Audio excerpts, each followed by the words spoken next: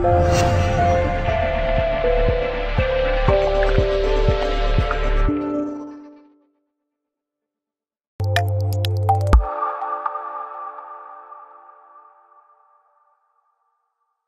Jim, a lot of positives to take from today. I thought, particularly the first half, a really professional performance, and you deserved something out of that game. Yeah, I mean, if we wanted to come in at half-time with a clean sheet. The only danger was if they got behind us or we gave away fouls. So, and that obviously came to haunt us in the first couple of minutes of the second half, because the job's not done if you come in at half-time with a clean sheet. For us, I thought we were a little bit. First half, we weren't really as purposeful with the ball. We defended deep and we were just clearing it for the sake of clearing it, instead of having some thought about stepping out with it and taking the game to them and take the pressure off ourselves. We tended to, for about 10 minutes at the half-hour mark, we tended to be giving it away and put ourselves under pressure, instead of showing some nous and confidence to come out with the ball and deliver that better. But like I said, we expected a reaction from them. We expected them. It was a very difficult game to prepare for, because we don't know who's in charge, we don't know what system they're going to play, and we knew that they would have pace, liveliness, and whatever work they've done on Thursday, you could see it. Especially trying to get down the left-hand side, and I thought they got way too much change off Dan Cowan, Thompson, but he obviously did really well getting little nicks, and then Saunders and Cartman are trying to get him behind and to get them up the pitch. It is a professional display, and points the least we deserve from it, but a professional display is where you don't give away fouls, don't keep the ball in the net, and you come away winning 1-0. But generally speaking, I thought particularly out of possession, your team looked really solid. They kept the shape, and they seemed to be applying the tactics that you'd given to them.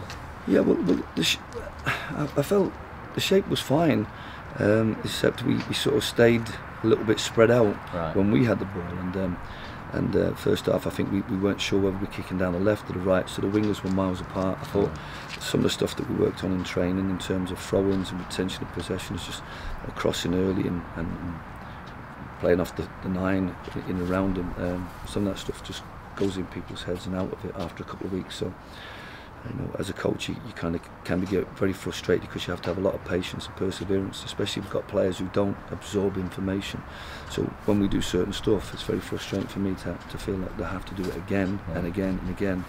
And really the brighter players, the players who've been really successful under my tutelage, who've gone on to higher levels, the ones who figure it out, take the information and think, they don't just say the what, they think the why. And once they got the why, they then realise that and become effective players. And we've got a lot of players who just have to be talked through something that they should be able to think the way through.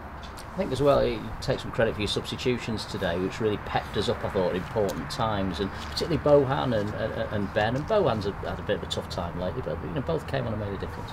Well, I think Jimmy showed a little bit of energy, although I think he could have been a little touch more tempo about him in the final third, and he could have scored, or got, he's taken a touch when he should be maybe stepping, or he's trying to get the ball under control. We should step by people, he should get crosses in and he takes a touch, and it's just lacking that killer instinct at the moment. But yeah, when we picked the team, we wanted a certain solidity, a certain cohesion. Adam Thomas we were concerned about, because Ben could have easily, the way he played for the second half against FC United, and the way that he trained, could have easily had a start. But you're constantly concerned that he might not have a full game in him. Adam Thomas assured me he was fine, and he was quite effective in what he did for us. But we were conscious of not giving him another 90 minutes. That would be 3 90 minutes in 8 days. So it's a positive for him. It's a positive for Ben. I know Ben's frustrated, he didn't get enough time, but and Bowen coming on. So we knew with the team we had a solid professional group that could contain Darlington, and then with Bowen and Jimmy and Ben, we had players that could perhaps spice the game up for us when we needed it. In terms of, it's interesting, Steve O'Halloran giving away the free kick, because it's so frustrating, because in the first half I thought he was outstanding. The first 45 minutes he was a masterclass in defending. Yeah, you're talking about, that's why it's frustrating for me, because without going back to Tuesday, you've got experienced defenders letting people get first contact on corners. You're getting people get you exposed, and then you're fouling them. Okay, Steve didn't put the ball in the net, but we have a habit in training of learning how to hustle and pressurise teams without giving the ball away. Sorry, without giving away a foul, and when we give away fouls, we give penalties because they cost you goals. And I just have to remind the lads that Sam Minhan's poor foul, Leamington penalty, you got the Salford goal and Harry Winter. We need to learn, and we need to be more resilient mentally than we are. And a lot of players get a little bit distracted, and I'm just a little bit disappointed that we aren't seeing players being stronger mentally to bring whatever they do in one half into the second half. But like I said, credit to them. They come out of the blocks and turned us, and wait for the mistake, because away from home we have given away too many goals, too many mistakes, too many little cheap. You could reflect on a couple of opportunities they had, and Ben had to do really well, and that's infuriating as a manager when people, centre halves, let the ball bounce, midfielders play it straight to forwards. It's really frustrating, and you kind of sit inside and go, how can I legislate for that?